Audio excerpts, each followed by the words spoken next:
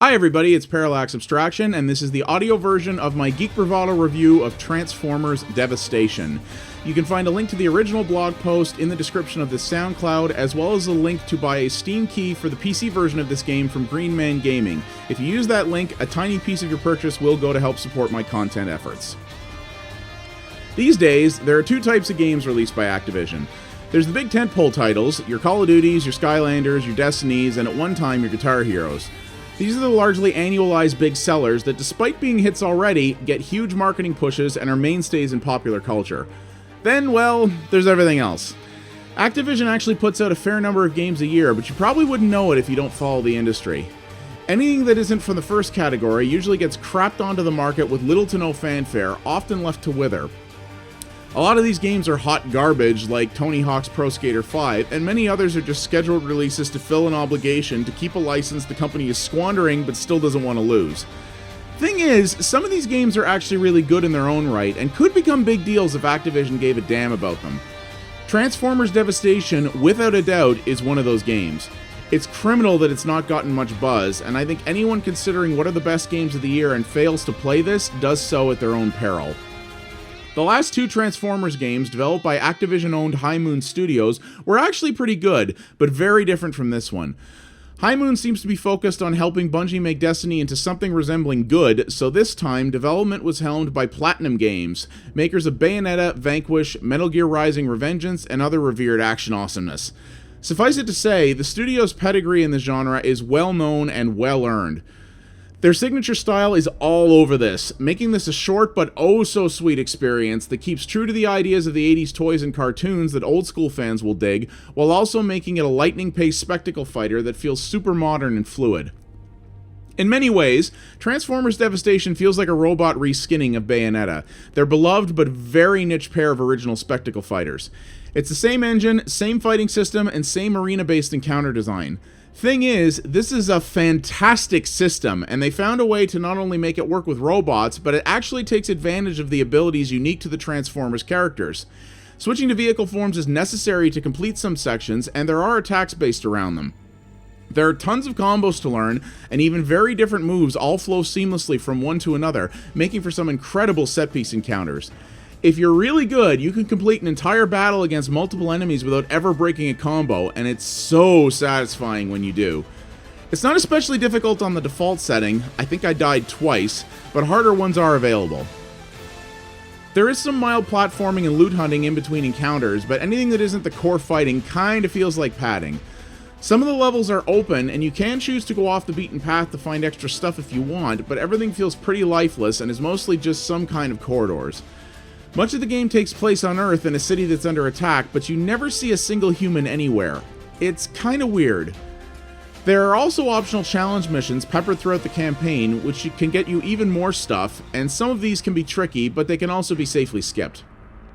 The campaign can be played with 5 different Transformers characters, and you can switch between them at various points. Each have their own moves, weapon proficiencies, and vehicle transformations.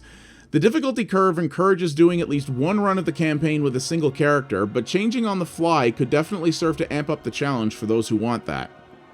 In Bayonetta, there was a store you could jump to at various points in the levels where you could buy additional moves, weapons, and other goodies.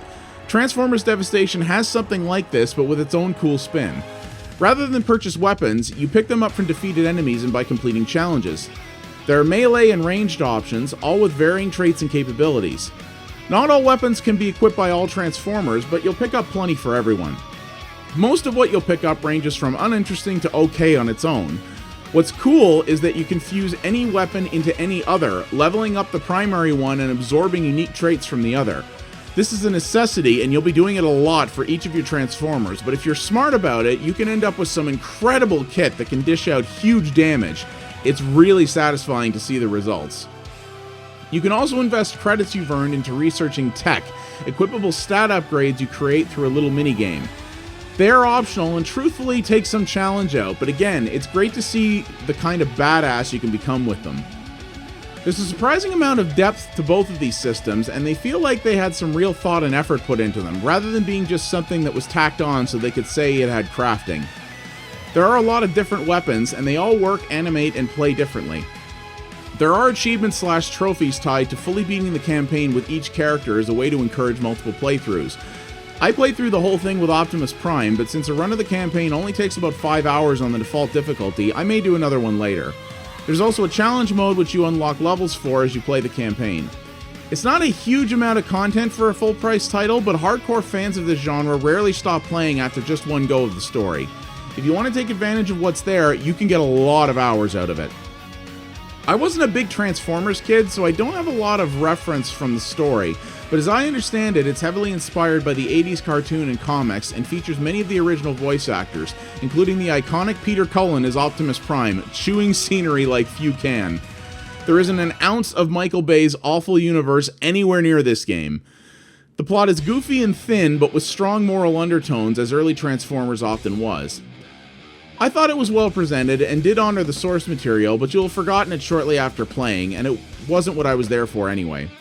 Platinum Games certainly understood what they were working with and did a fair job with keeping the core ideas intact while still making a game with their brand of delicious insanity.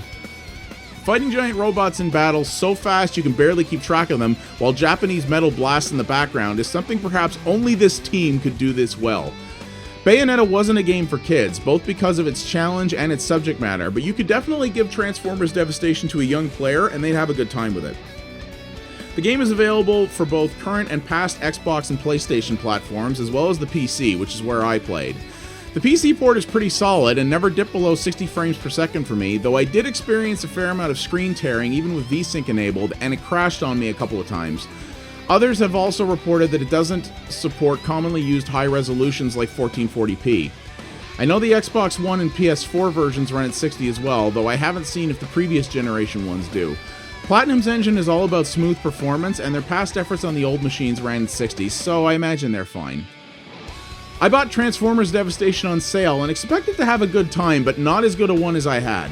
I can't believe Platinum Games was able to crank out another Bayonetta-like game barely a year after releasing the stellar Bayonetta 2, but they totally did. I don't think it quite lives up to that game, but it's not too far off, and they took a genre that I never would have seen working with Transformers and slid right into it, making a stellar robot fighting game like it was nothing. Even if you don't like Transformers, this is still not to be missed if you like spectacle fighters.